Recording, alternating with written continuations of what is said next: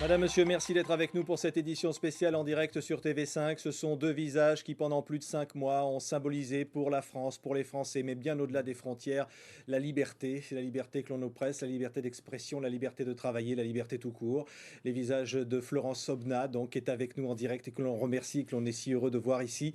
Et également Hussein Hanoun, son guide, interprète, donc retenu pendant 157 jours en Irak dans des conditions terribles que Florence Sobna a racontées.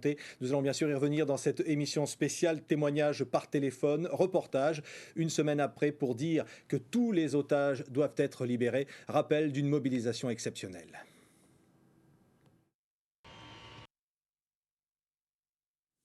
Alors voilà, apparemment des images donc, qui nous parviennent. Simplement, je voulais rappeler cette mobilisation. Florence Somnas et Hussein Hanoun. D'abord Florence, quand vous voyez ces images comme ça, cette mobilisation, évidemment vous étiez loin de vous douter de tout ce qui se passait ici pour vous.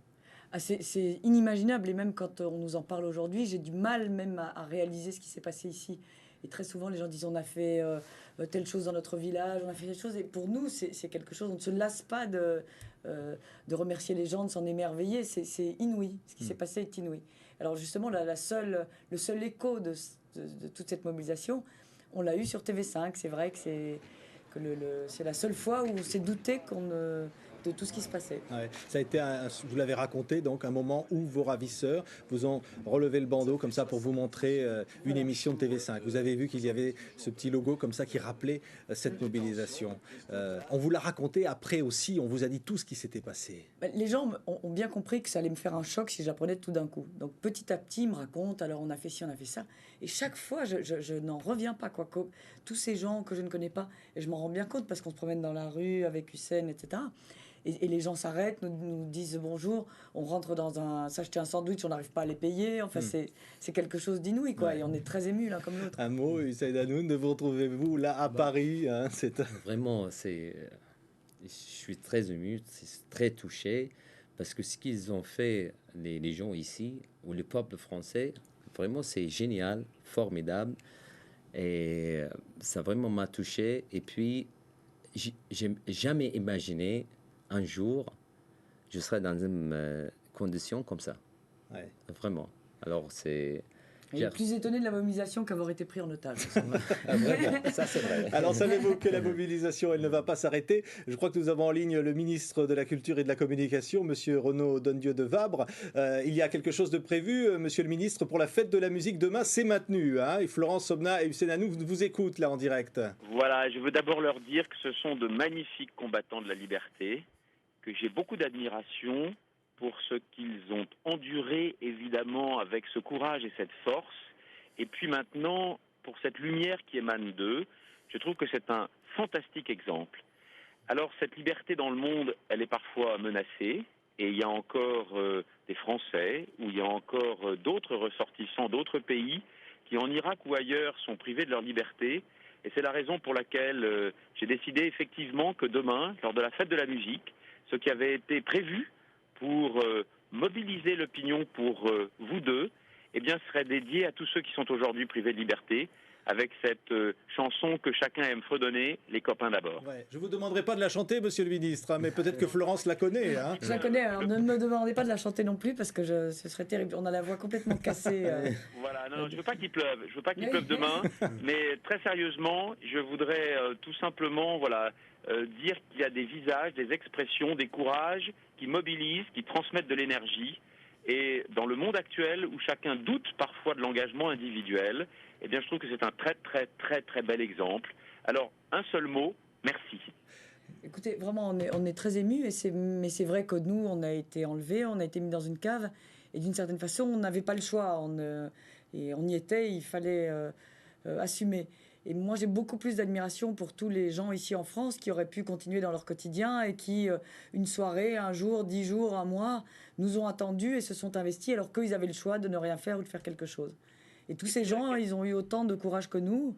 Nous, on l'avait là-bas, eux, ils l'avaient ici, et c'est notre histoire à tous. Et pas simplement la nôtre. Il y a aussi peut-être quelqu'un que je voudrais citer devant vous, c'est vos familles, parce qu'elles ont eu une élégance, une dignité extraordinaire. C'est-à-dire qu'on sentait évidemment à chaque moment leur émotion, et c'était vraiment légitime pour eux en premier chef. Mais vraiment, là aussi, je voulais leur donner un coup de chapeau. Merci, monsieur le ministre, donc d'être intervenu en direct. Et demain, on chantera tous ensemble les copains d'Avord. Hein. Oui. Vous n'avez jamais perdu ce sourire, vous, Florence. C'est ce qui a étonné tout le monde dès votre arrivée. On va avoir des images comme ça lorsque vous êtes arrivé de cet avion. Hein. Ce sourire-là, c'est ce qui vous a aidé à vivre. Oui, alors ça continue à être mon drame, hein, parce que les gens me demandent alors comment ça va Florence, et j'ai le malheur de dire ça va bien. Donc je sens qu'il y a un petit temps d'arrêt. Mais c'est vrai que là, je suis tellement contente d'être rentrée que on continue à avoir envie de sourire. C'est vrai que... Mais je sens un temps d'arrêt, même auprès d'amis. Ils me demandent alors, tu vas bien, t'es rentrée. Et ils voudraient un son de voix un peu plus consterné, un peu plus dramatique. Et alors, j'y arrive pas. Ouais, mais je vais me forcer. Hein. Voilà, et il y a évidemment un autre visage qui nous avait marqué, qui nous marque encore, Juliana Sgrena. On a été mobilisés et vos deux noms étaient associés aux siens lorsqu'elle était également détenue. Elle a finalement été libérée dans des conditions très difficiles. Juliana Sgrena est avec nous par téléphone. Ah. Oui. Est-ce que vous nous entendez, Juliana? Oui, je vous entends pas tellement bien, mais je vous entends.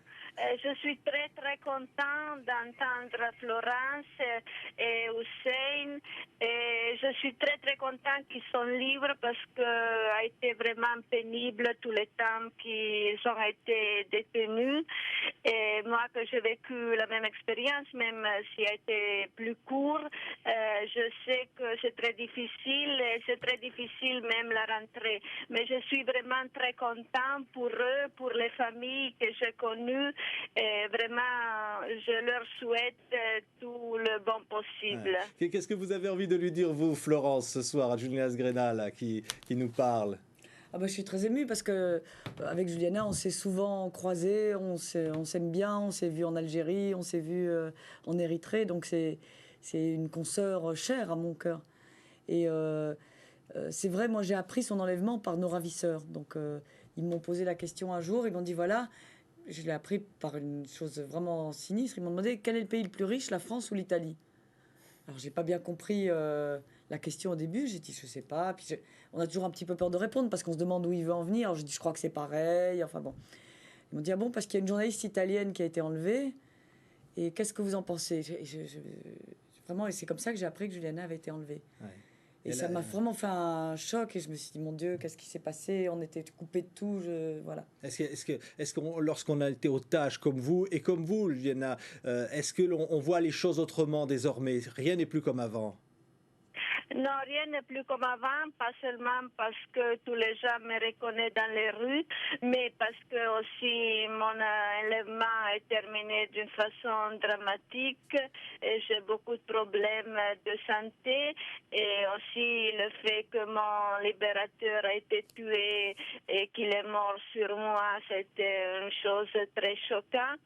Et je crois que de toute façon, c'est une expérience qu'on ne peut pas oublier, même si on n'a pas un épilogue dramatique comme le mien. Et la vie change, de toute façon, ça change et il faut faire avec. Ouais. Vous avez envie de vous voir très rapidement, toutes les deux? Hein, ou Florence? Moi, très franchement, oui, j'ai très envie de voir Juliana. En plus, je vous l'ai dit, c'est une copine, donc oui, j'ai envie de la voir, oui, c'est vrai. Moi aussi, j'ai envie de la voir le plus tôt possible. Ouais. Mais c'est vrai que pour moi, ça a été très différent. C'est-à-dire que moi, je suis rentrée, tout s'est bien passé, entre guillemets. C'est-à-dire qu'il y a une intégrité physique, mon appartement est le même, mon travail est le même, mes amis sont là. Hussein, par exemple, c'est beaucoup plus difficile. Il doit quitter l'Irak. Ouais. Sa famille est séparée pour l'instant, puisqu'il n'a pu venir qu'avec sa femme et son fils, et ses 3 filles sont encore là-bas. Donc lui, c'est vraiment très difficile. Il cherche un travail en France. Il y a toute cette difficulté d'une vie à réaménager. Je ne dis pas que je m'en tire mieux, mais quand même, d'une certaine façon, oui. Ma vie n'est pas fracassée, la sienne l'est. Ouais. Hussein, c'est une chose évidemment terrible qui s'est abattue sur vous lorsque, comme l'a raconté Florence dans une conférence de presse, vous avez compris que vous étiez enlevé. Et vous qui étiez là pour protéger Florence, vous ne pouviez plus rien faire. Oui, c'est vrai. Florence... moi, je connais Florence depuis 2 ans, quoi. Et Florence, c'est une copine. Alors, moi, j'avais l'occasion, quand on était dans la voiture, quoi, j'avais l'occasion de m'échapper 2 fois. Et moi, j'ai dit non, je ne quitte pas Florence. On travaille ensemble, on reste ensemble. Alors, quand j'ai vu que tout le monde, il était très intéressé à moi et à Florence, et la mobilisation qui était faite, vraiment, c'est formidable. Ouais. Et vous avez été tous les deux à côté sans le savoir pendant plusieurs mois. C'est terrible, cette solitude dans le noir. Ah, c'est terrible. Ouais. Ouais, c'est terrible, vraiment. On ne peut pas parler. Et on a les yeux bandés et c'est difficile, quoi. Ouais. Vous avez cru à un certain moment que le pire pouvait arriver? Pour moi, oui.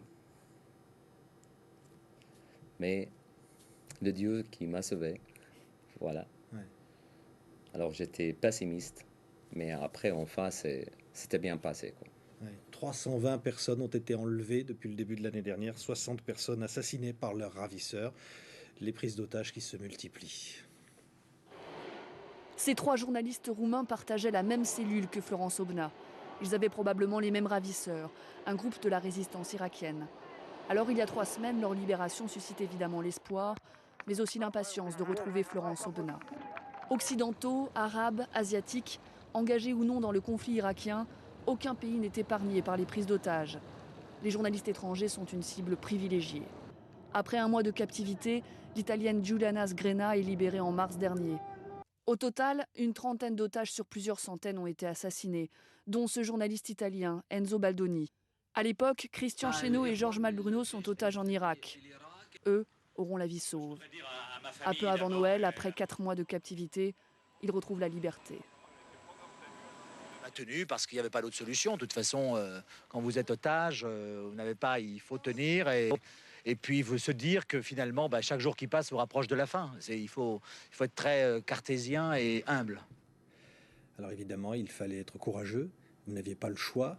Votre ravisseur, tous les jours, ou presque, vous faisait monter, vous donnait toilette et vous donnait des indications, vous fait enregistrer notamment, c'est le 1er mars où on va recevoir ces images, un appel désespéré dans des conditions terribles. Vous appelez un député français, Didier Julia. Oui. Donc ça s'est fait, c'est vrai qu'au départ, l'appel à M. Julia, le ravisseur m'avait dit de le faire bien avant, un mois auparavant. Et c'est vrai, j'ai pas eu souvent l'occasion de rire pendant cette détention, et j'ai ri, c'est vrai. Quand il m'a dit il faut appeler à l'aide M. Julia, moi je connaissais les péripéties qu'il y avait eu à l'enlèvement de Chesneau et Malbruno, et j'ai pas cru, j'ai dit personne ne va y croire. Là, quand on vous voit là, regardez ces images et écoutez-les, Florence. Especially Mr. Didier Julia, the French deputy. Please, Mr. Julia, help me, it's urgent. Mr. Julia, help me. Voilà. C'est enregistré dans quelles conditions, ça? C'est enregistré dans la maison des ravisseurs. Et c'est vrai que moi, je me suis pas rendu compte, ça fait bizarre à dire, je me suis pas rendu compte de la tête que j'avais. C'est vrai les miroirs étaient interdits. On était depuis plus de 2 mois, quasiment 3 dans le noir, comme ça, on vous arrache les choses. Mais moi, je ne me suis pas rendu compte que j'avais l'air si malade, c'est vrai. Et alors, on va vous dire que Didier Julia a appelé qu'il y a un contact avec le ravisseur? Alors, 2 jours plus tard, donc moi, je résistais à lancer cet appel. J'ai d'abord refusé.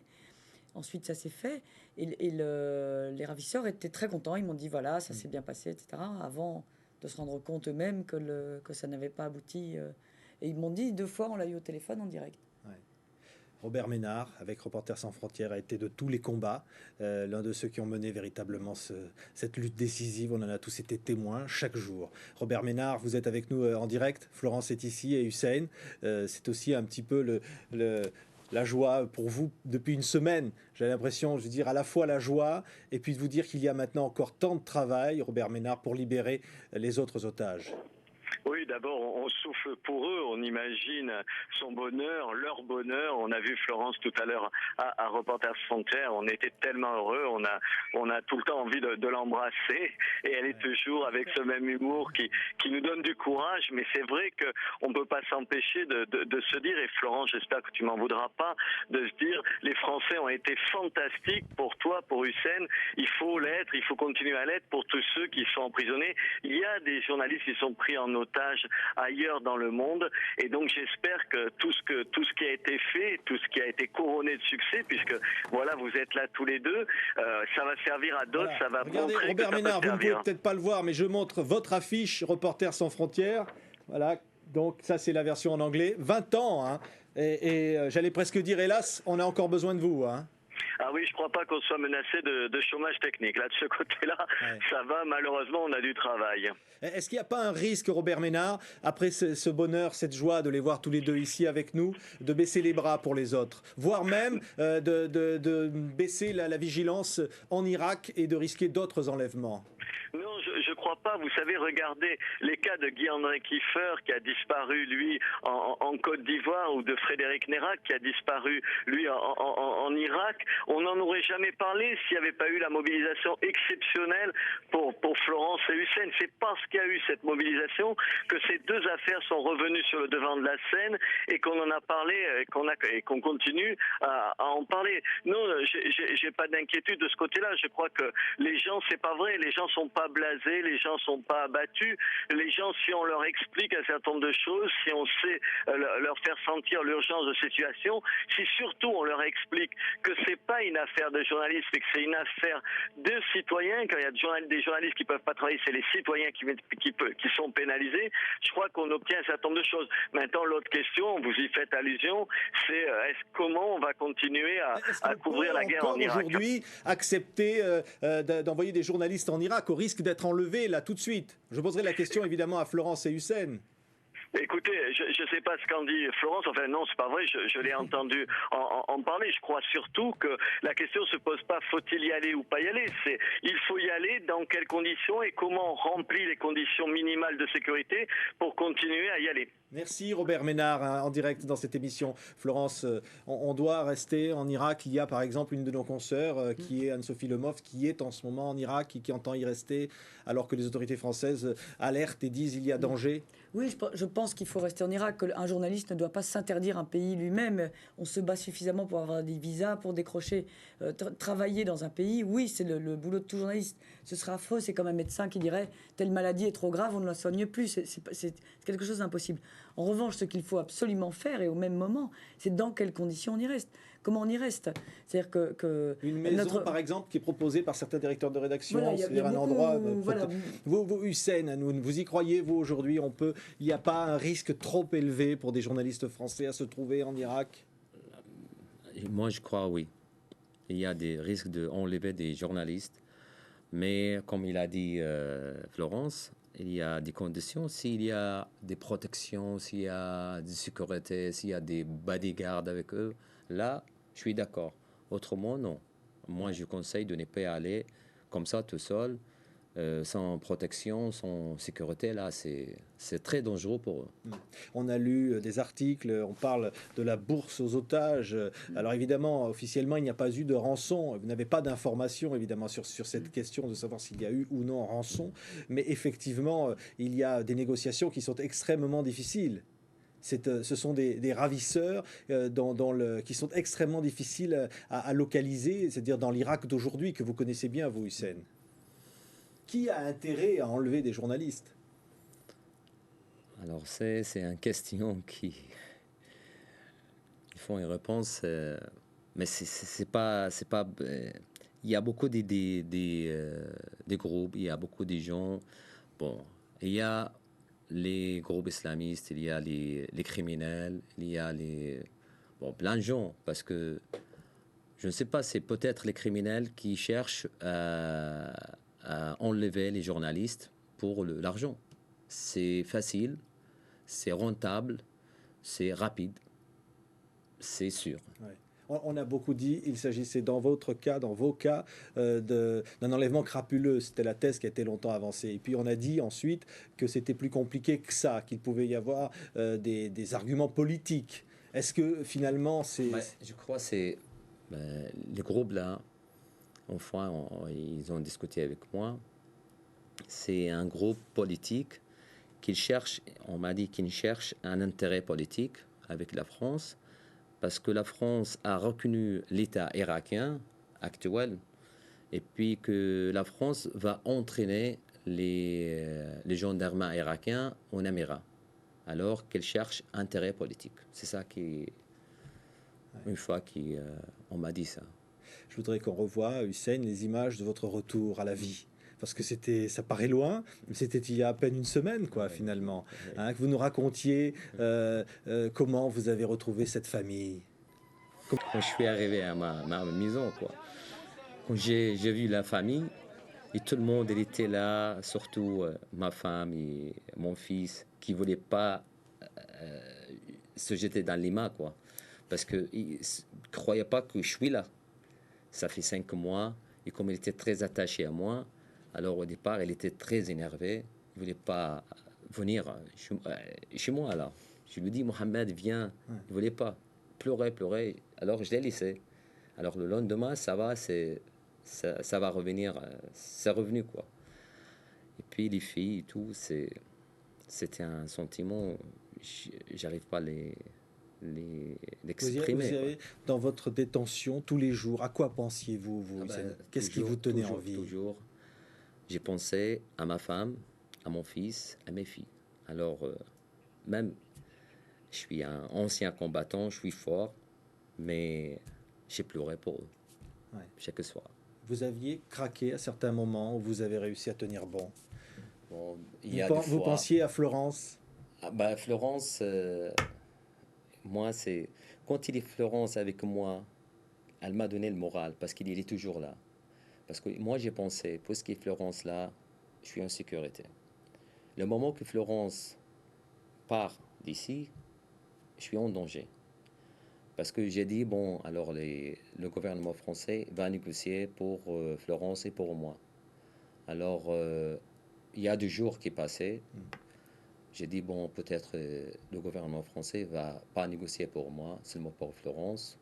Alors, je serai tout seul.